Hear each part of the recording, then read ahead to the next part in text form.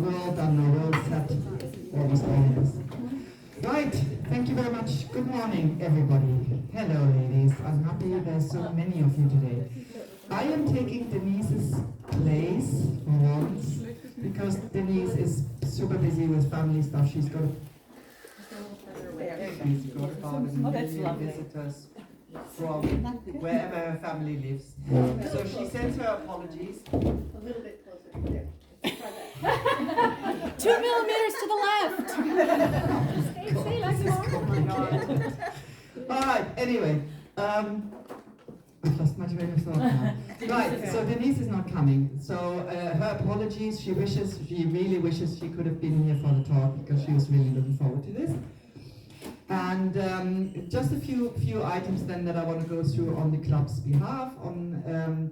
I would like to remind you that we have a few things coming up that are super exciting. In August, we don't have a programs meeting. We have instead the annual beer garden meeting on the 21st of August. So put it in your calendars. You can bring food or you can buy food there. We'll be grateful if people bring pretty napkins or whatever to put on the table so that it looks a bit more like our club outing. But other than that, just come along and have fun and meet loads of lovely ladies. Then the next activity, the next program event is actually not happening in the church. It's happening in Neuperlach. And again, if you look on the app or in the internet on the website, you get all the information there. We're going to a community kitchen, and I think it was Miriam who organized it. So she'll send us a lot more of the detail of what it's all about. I've at the moment only got the venue, but check it out on the calendar, 11th of September. And then several of you have asked about the Oktoberfest tickets. It's happening. The Oktoberfest table is definitely booked. We need to get the details, how much the tickets are, so that we can post the full details. But just keep watching out for that one. I know it's super popular. Finally, oh yes, November Bazaar. Thank you, Laurie. Yeah, I know I'm a bit early, but it's the first time I'm actually organizing the November Bazaar, so I'm a bit nervous and anxious about getting it right and making it super exciting. This year, that's why I've decided this year to set out a list already of who wants to participate, who could contribute cakes or cookies. I've heard Christmas cookies would be a really, really good idea to sell. And I don't bake, so I'm definitely buying some. You saw the beautiful quilt that Roberta is putting out for Tombola. There will be other little prizes. Cecily has donated a bowl, a ceramic bowl so there'll be a few things this time in the Tombola, so I'm really looking forward to that as well. So please sign up your names if you want to contribute anything. Laurie is handing around the list for the November Bazaar. If you have a business and you want to sell things, or Ross, for example, makes honey, you can also do that, because it's our members can sort of put out their gifts, their products for sale. Can you give a background of what the bazaar actually is and what the purpose of it and what the date is, please? The date? It's in November. The second Wednesday. It's in the place of the regular meeting, right? It's in place of the regular meeting, and it will take place. We're very lucky. We have now this room for the November Bazaar and upstairs in the church. So I don't know what the background is. It's for charity. We're collecting money for charity. We're doing this as a wonderful run up to Christmas, so that we can get goods or things that we like to give away as gifts, for example. It's a showcasing of Our Lady's talents, like that absolutely awesome quilt or the ceramic bowl. Renee in the past has done some super cute decorative little plant hangers or the plant pots or something, and so anyway, if you have any ideas or you make jewelry, several of us are jewelry makers or whatever, or paintings, or there will be greeting cards made by the creative guys and ladies in our club. So it's just, and a clothes exchange. Again, we had a clothes exchange as well. And then some of the money, if you have your own business, you want to sell some goods, maybe you don't need to donate all of the money, but most of the money will go to charity, to our dedicated charities. Yes, and finally, welcome. There are actually quite a few potential new and just joined new members to the club here.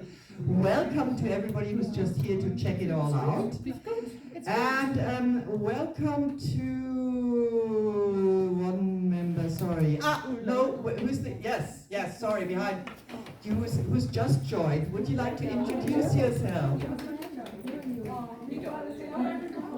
I've been here last month for the first time to visit this event. I came with Denise Philipson, and I really enjoyed it last time, and I thought I really want to meet you all, and I think it's an amazing club, and I'm really, really looking forward to meet you all and to be part of you. So thank you. Yay! Go, please. Just on the note of new members, I think I talked to a lot of you, but maybe I missed somebody. She's not new though. Oh, okay, Dora. I'm first time checking out, making my ideas. Great, and Winnie. Hi, I'm Winnie, and I just want to check it out, and I will return in September, so hopefully we'll see you in September.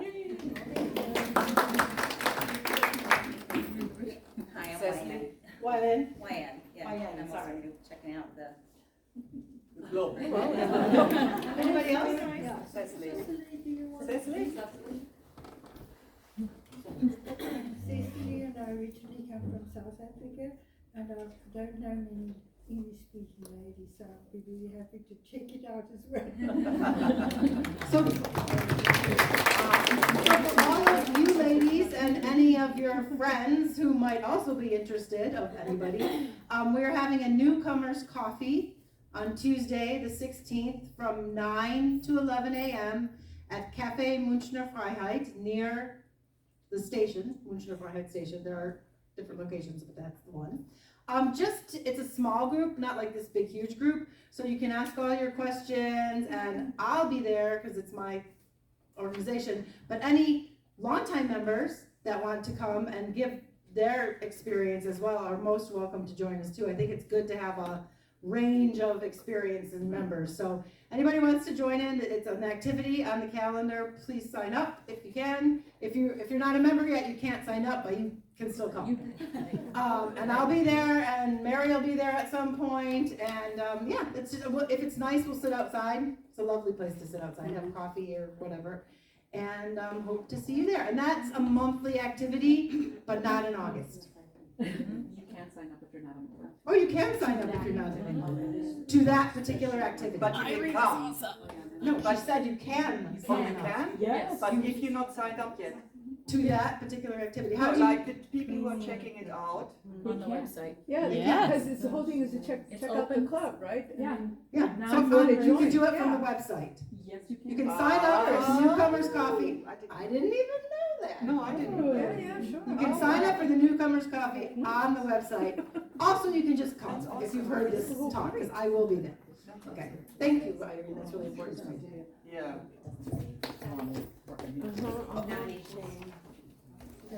Okay, before I hand over so that I can shut up, Sue Pope will be doing, we're having a lunch afterwards. I should have maybe said that right at the beginning. Some of us are always going for lunch afterwards. I can't because I work, but Sue Pope will be sort of gathering all of you. She's there, she's in the front. Meet near the piano, and then you can all go for the lunch. And now, Sorry, appreciate it. Good morning, I'm Jennifer Hoagie. I'm part of the nominations committee for the club. I've been up here the past couple of meetings just gently reminding you to please go onto the website or check your email to make your nominations for the executive board for 2025. If you have any questions, feel free to come talk to me, or Denise is on the committee. Miriam and Philippa are also on the committee, but they are not here today.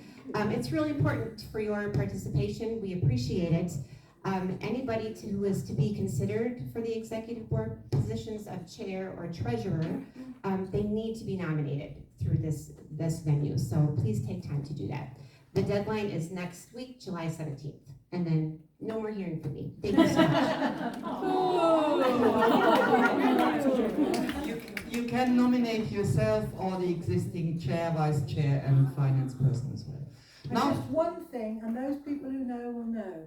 The raspberry leaves are here. Come and ask me for them, okay? Thank you. Don't anybody else worry about this. all right, then I pass on to Irene, who is going to introduce today's speaker. Sarah, I'm very excited about your talk. Thank you, Sarah. Thank you, Sabi. Hello, my name is Irene Marquez, and I'm part of the program team. And for those of you who don't know, since we have so many new people, Sarah is a member. She's an author, and I knew this. And when I saw what she was talking about, I was like, okay, right. What? You're an author? Okay, that doesn't make sense. Why are you presenting this? So I will let her tell you all about this topic. Very interesting. So without further ado, Sarah, take it away. Can you hear me? Is it Yeah. working, this mic? Okay. Right, well, so that's no introduction to this. I'll just plow right in. If somebody told me 10 years ago that I would be standing in front of a group of people talking about psychedelics, I would have just laughed my head off. But here I am. Psychedelics is a word that means mind manifesting. And it was a term that was coined in the 1950s.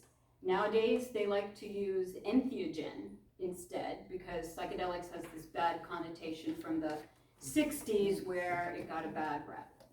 So entheogen is a word that comes from Greek entheo, meaning like an inner god, generic. So the genesis of an inner god. This is a massive topic. It's very close to my heart. I had a hard time kind of figuring out what I would talk about because there's, you could go on for hours. But long story short, I got into this when my son was 16 and he came to me and said, there's something wrong with my brain. And it was, to me, it was like overnight. And in the process of trying to figure out what to do to help him, which got more and more difficult because as we couldn't figure out what his enigmatic symptoms came from, he got worse. I went to medical doctors telling me it's something physical. We went to neurologists, we went to psychiatrists, we went to therapists, we did it all. Therapists, psychiatrists saying it's all in his head. Doctors all saying it's all in his body. And so I started just digging deep, reading what I could find out about the brain, about the mind-body connection. And ultimately, it led me to psychedelics. That's about an 8-year story short. And it was psychedelics that healed him. And by that time, I was a complete mess and really wanted to just end it all, just get out of this whole picture. And it saved me. So I guess I should do a disclaimer. I'm not here to say everybody should go out there and take psychedelics for every problem you have. It's not for everyone. But keep an open mind because they are a phenomenal medicine. I call them a medicine. But they're also just for people who want to do their own inner exploration. And what I found out was that there is no mind and body. It's completely connected. They're constantly talking to each other. In fact, the brain is the most complex object in the entire universe. It contains 89 billion neurons. Each one is connected to around 7,000 other neurons that send 10 to 100 signals every second. And signals that go to and from the body in conjunction with your microbiome, which is also key. They're talking to us all the time. Most of our neurotransmitters are in our gut. So there's just this constant communication. There's no separation. That's a fallacy. And there are different ways to do this. So basically, what I needed was for him to be able to calm his central nervous system so that his body could go towards healing. What I learned was that we all have this innate ability to heal ourselves, and that in order to get there, you need to be in a state of calm. The parasympathetic nervous system needs to be dominant, and your body will naturally move towards homeostasis, which is the balanced place to be, and in that place can heal. So the other things that get you there are breath work, meditation, flotation tanks, all these kind of things where you can shut down the senses and calm your mind and get to this place of calm. But he couldn't hear that, so we went right to psychedelics with therapy. So he had several months of therapy, and then we did the psychedelics. If you imagine a cut will heal if it's left to its own devices. So will our bodies. Our whole bodies, our brains can just, but it has to have the optimal conditions in order to do that. So, there's so much I could say, but now, I just wanted to give a little history of psychedelics because psychedelics are not new to man. Mankind has been using them for as far back as we've existed. Humanity has sort of two histories. One that's prehistory, which tribes call the Great Forgetting. And it was a period before there was anything written down, the oral traditions and all that, which was massively most of our existence. And then at some point around 50 to 70,000 years ago, this kind of static existence that man hadn't changed, hadn't evolved, was just kind of the same for all these thousands and thousands and thousands of years. All at once, something happened, and it was a catalyst for sudden change. They developed the written word, they started having art, pottery, they eventually invented the wheel, all these changes started happening at exponential rate compared with what had existed before. And Homo sapiens, the group that kind of broke away and were the ones that advanced. And one theory is that these group of people found psychedelics, started eating psychedelics, and it opened their minds in a way so that they would start to think. They had more options, they saw more possibilities, and they made connections that they hadn't been able to make before, and all of a sudden, boom, they were doing all this other stuff. And there's no way to prove that theory, it's just a theory, but if you understand how the brain works, it makes a lot of sense. And of course, the prefrontal cortex grew, and this is what all these connections started happening in the brain, and that's what happens when you're doing psychedelics.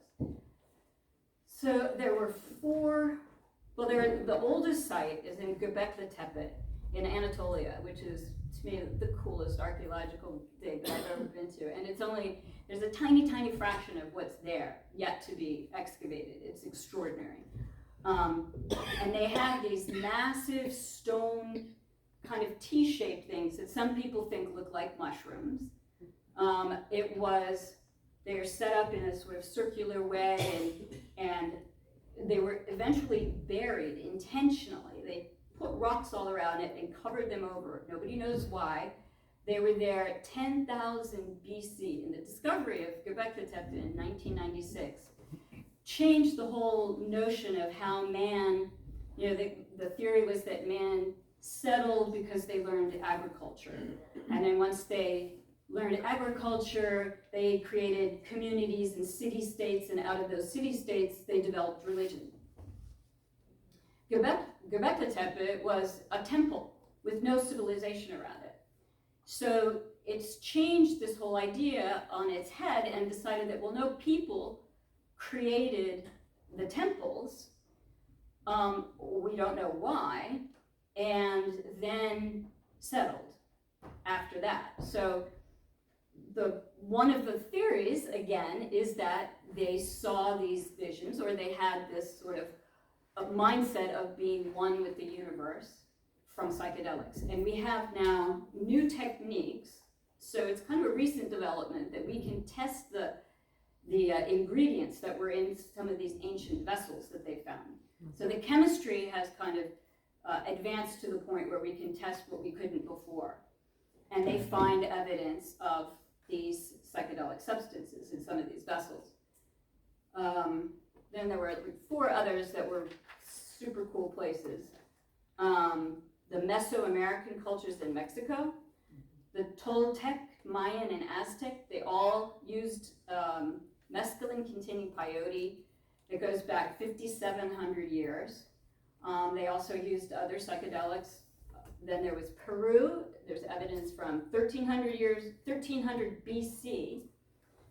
A temple in the Andes called Chavin de Huantar. Anybody heard of this? That was a place where people went into this labyrinthine tunnel that opened into a massive chamber where they did this ceremonial rite. And it changed people so much that they invited their enemies who wanted to conquer them to come into this temple and take this medicine, and then they left saying, okay, we'll be a part of you. Then they wouldn't fight. They would just join them. And so the superiority of this Chavin de Huantar went on for all these years because they didn't have to fight. They had this secret potion that made people love them and find them to be incredibly superior. Then in the Indus Valley, the Aryan invaders came in around 2000 BC, mixed with the Indo-Iranian people there, and brought with them the Rig Veda, which was a collection of over 1,000 hymns that formed basically the foundation of Hinduism. And of these 1,000 hymns, over 1,000 hymns, 120 are devoted to the praise of a plant god called Soma. And it's believed that from taking this Soma in all these ritualistic rites and ceremonies, they created this very, very highly developed philosophy and religion that's one of the oldest religions, or is the oldest religion that is still in existence, the Vedic religion. And people said when they drank Soma, they became immortal. They said, we have attained the light, the gods have been discovered. There's a British mathematician and philosopher named Alfred North Whitehead who called the Vedanta, this group of hymns, humanity's oldest philosophy, the most impressive metaphysics the human mind has ever conceived. And then we come to ancient Greece, and this is maybe one that a lot of you have heard of, the Eleusinian Mysteries, which was a place, Eleusis, is 14 miles north of Athens. And for over 2,000 years, there was an initiation rite that involved just the sort of high members of the society, and they would go up there, just the important people, which included Socrates, Plato, Plutarch, Aristotle, Sophocles, even the Roman emperors, Hadrian, Marcus Aurelius did it, Cicero, and they would go down to the sea and cleanse themselves, and then march up and drink this drink, which was called Kikeon, and go down into this temple that led into the underground chamber where they had their transformation. There's a sign above the door leading into this temple, An Pethanes, Prin Pethanes, Dentha Pethanes, Otan Pethanes. Anybody speak Greek? If you die before you die, you will not die when you die. So it was considered, you go down into this temple, this is a death. But then you're reborn and you come out and you realize we're all immortal. That death is itself seamless. So what happened with these rites, though, is that it was meant to be secret. Nobody was supposed to talk about it. This potion was supposed to be kept very, very exclusive. And of course it got out there. Everybody started doing it. And then the Christians came in and started, nixing all of this stuff. And in 392 AD, this initiation rite was banned by Theodosius I. And so this is where we can kind of cut a long story short, because Christianity came in and decided that, Christianity, colonialism, these shamanic rites, all of this stuff, hell no.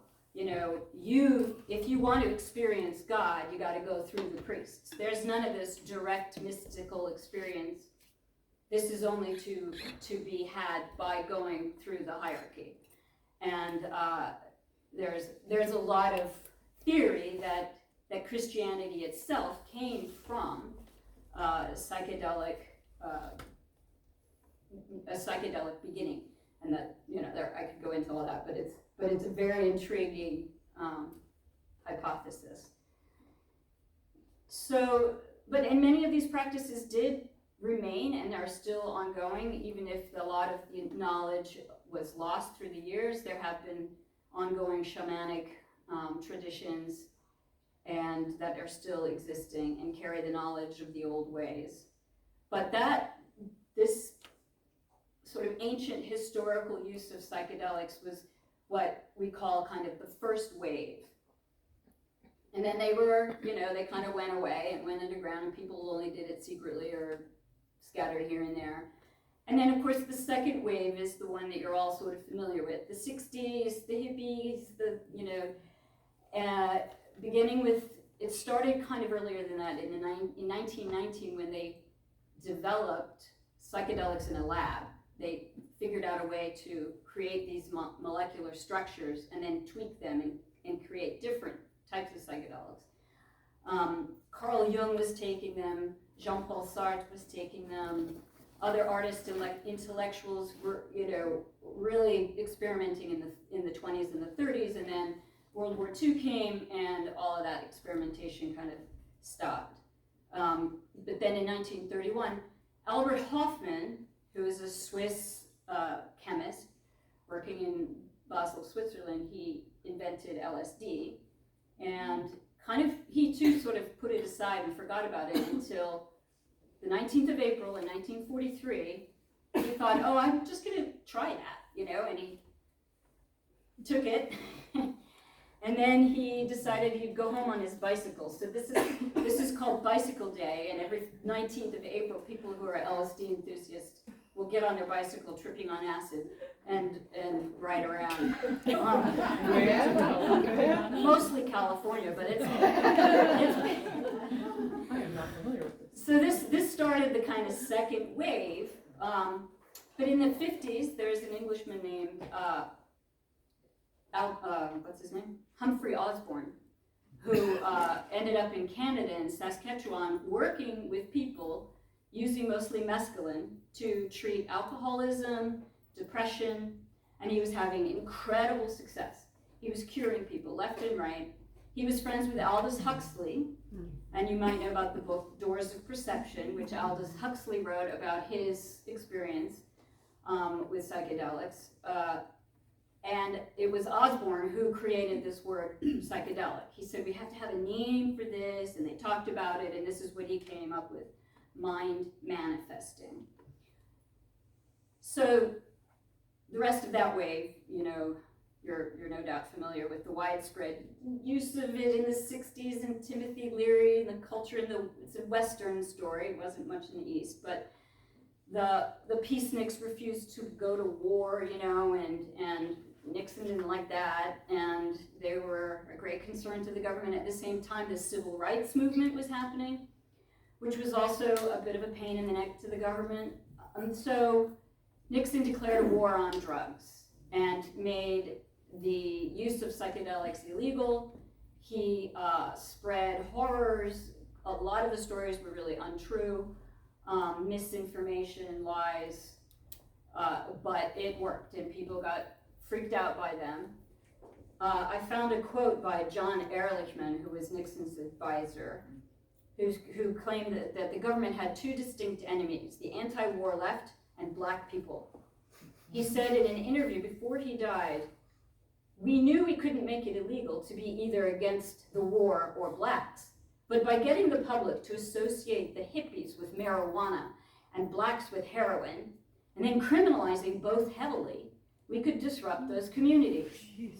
We could arrest their leaders, raid their homes, and break up their meetings, and vilify them night after night on the evening news. Did we know we were lying about the drugs? Of course we did." Wow. Who was that? Sorry. John Ehrlichman. Wow. Yeah. So that was it. Boom. Psychedelics were pushed underground, and a lot of it just stopped. But, you know, in the meantime, they had seen that this was curing depression, curing alcoholism, you know, and so anyway, this brings us to what we're now calling the third wave, which is where we are now. And it's a very tenuous time where, you know, it's all still illegal, but a lot of research is happening. And we have developed new techniques for studying the brain, functional MRIs that can look at things in real time and see how these things, we're gaining an understanding not just of how psychedelics work, but how our brains work, which is just, you know, exponentially opening up the field of neuroscience because of psychedelics. Because they really go hand in hand.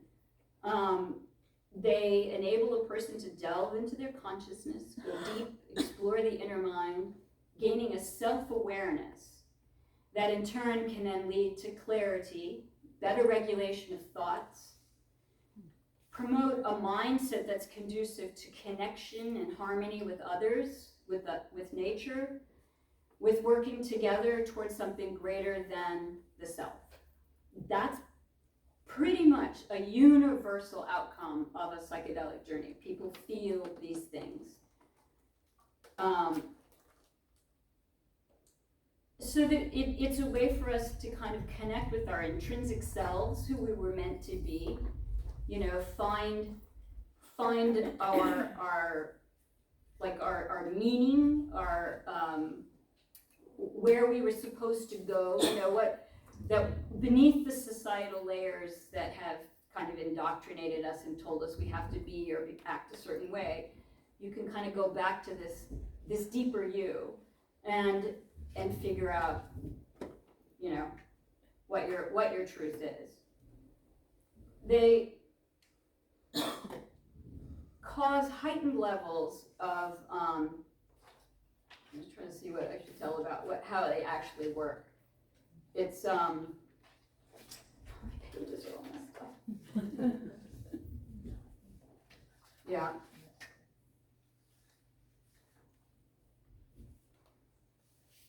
They cause heightened levels of glutamate in the prefrontal cortex, which seems to trigger ego dissolution. So if you take a lot of them, you can feel like your ego just disappears and you're just one with everything around you. And in that state, this new interconnectivity can happen with synapses in the brain, and you can develop new thought patterns, which is how, you know, addictions and things like that can kind of fade into the background. It's no longer your go-to because something else is equally interesting or appealing. And you can get to the bottom of your problems so that you see why you drank in the first place, say. They stimulate neuroplasticity, which allows new synapses to grow. You actually have what's called dendritic sprouting, and new synapses grow that causes a rise in BDNF, brain-derived neurotropic factor, which is like grease on the tracks of the synapses, so it allows for easier flow. Because each thought we have actually expends energy. And when we get stuck in the kind of loops of the same old thinking and we're lying in bed and we can't get it out of our head, that's because that same old loop takes less energy than pushing yourself into a new thought. So literally, psychedelics can kind of equalize all thoughts so that you no longer have to go back to that one, I just can't get out of this thinking, I'm just thinking, and you just, you know, you drive yourself nuts. The psychedelics will go, boom, how about thinking about this? And it takes the same amount of energy. So that's kind of fascinating to me that, you know, it literally is harder to get out of, to think of getting out of a thought pattern than, hold on, I'm gonna get a little more sciencey here because I think it's really interesting. Did you want to ask something now? You're doing this training, or you've done this training. What's that about? I'm a coach. I've been studying to become a psychedelic coach for the past couple of years. And I'm still taking courses, I'm still learning, but it's to help conscientious use of psychedelics. If people want to do a psychedelic journey, then we do a whole assessment to sort of decide which one is best appropriate and if it's appropriate. And then we do a preparation phase where you come up with an intention. Like, what is it you're hoping to get out of this? And where do you want it to take you? And then you work towards that. So we start to develop a kind of awareness of this intention and maybe begin new practices like meditation and other things that can kind of relax you into this. And as the preparation phase goes on, the intention often changes because what people thought they wanted to get out of it, they start to think more about it and then relax into this mindset where a new intention will arise that's maybe beneath the other one, and then you can go to another layer even deeper than that. And then they do the journey. And when you approach the journey, you just decide, okay, I'm surrendering to what the medicine has to show me. They say, you know, it's a skill, not a pill. You don't just take this drug and boom, all your troubles are gone. You have to learn to work with it and to approach it with a particular mindset and know what you're doing. They say you don't get the journey that you want, you get the journey that you need. And especially with psilocybin, I mean, and ayahuasca, I mean, it feels like you're being schooled, you know? There's a great teacher out there who's telling you what you should know right here, right now. It's all about awareness. It's about being in the moment. It's about cultivating a constant sort of reacquaintance with the present. So you're not stuck in the past. You're not worried about the future. This is what's real right here, right now. And psychedelics help you to do that, which calms minds and keeps you from worrying and fretting and regretting and all that stuff. It just doesn't matter. Yeah, and then after the journey is the integration phase, where you take these new sort of downloads, insights that you got from the journey, and you integrate them into your life. So you want to find a way to create new habits, to start a new sort of path, more in line with your alignment with self. I was going to say, I lost my train of thought. What's a typical length of this process for a person? If you were That's you're what I was guiding gonna- someone. So the integration phase coincides with what they call a critical learning period. You have a window of neuroplasticity following a psychedelic journey that lasts in proportion to the length of the journey itself. And different medicines will take longer or shorter to journey with them, right? So if you're doing MDMA, which is technically not a psychedelic, but a similar pathway, you know, ecstasy, Molly, the pure form of it, the journey itself is about 5 hours, and then you have about a month afterwards. So within that month, you want to really work with the new practices and kind of push them into place in this time when your mind is still open and it's still ready to accept these changes. Then there's a Turkish doctor named Gül Dolan whose work is super interesting. She has studied these critical learning periods, which when we're little, you know, you come out with this completely unscripted mind, right? And there's a certain amount of genetic capacity to do different things. And then when it's full and you go, okay, I got this, it sort of shuts down. And we're not living as if we're doing everything for the first time. You know, like I'm seeing all your faces, and I basically know from priors, you know, if I touched you, what it would feel like, you know, that what this is, what, you know, I'm not learning it every second. So 90% of what we do in life is based on prior learning. So when you do psychedelics, it kind of takes you back to this childlike state when you had no priors. And it's during the integration phase that you now have to really integrate these new ways of thinking and learning. And so you can, she's talking about learning a new language, for instance. You know, if you do a psychedelic with the intention of learning a new language, and they say, you know, old people can't learn languages and all that. Well, they say there's this critical yearning period afterwards, where if you bombard that person with the new language, it'll stick. This is all still, you know, they're still learning all this stuff, but it's so cool. It's really amazing what they're learning. And the other really interesting thing is that most psychedelics connect with a receptor called the 5-HT2A, which is a serotonin receptor. And serotonin is the neurotransmitter that creates meaning.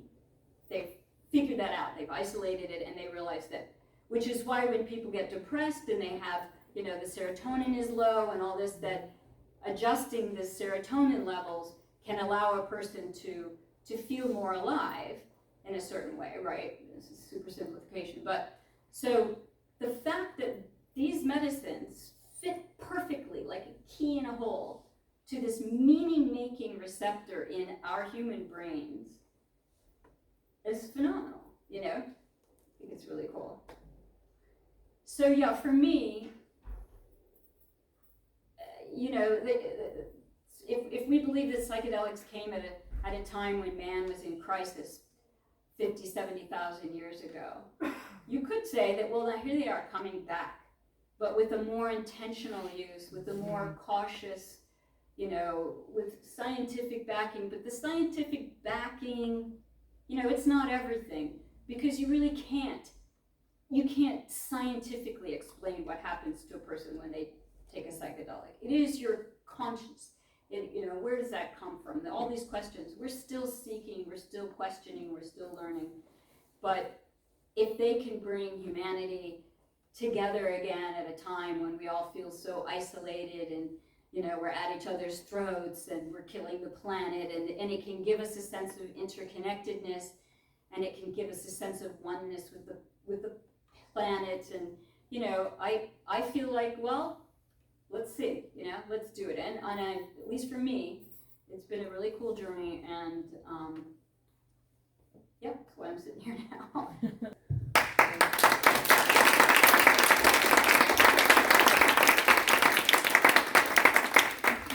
Yeah, exactly. So thank you so much, Sarah. That was super interesting. And I was really looking forward to this. So I'm glad that we can all watch it afterwards, all the ones who couldn't make it.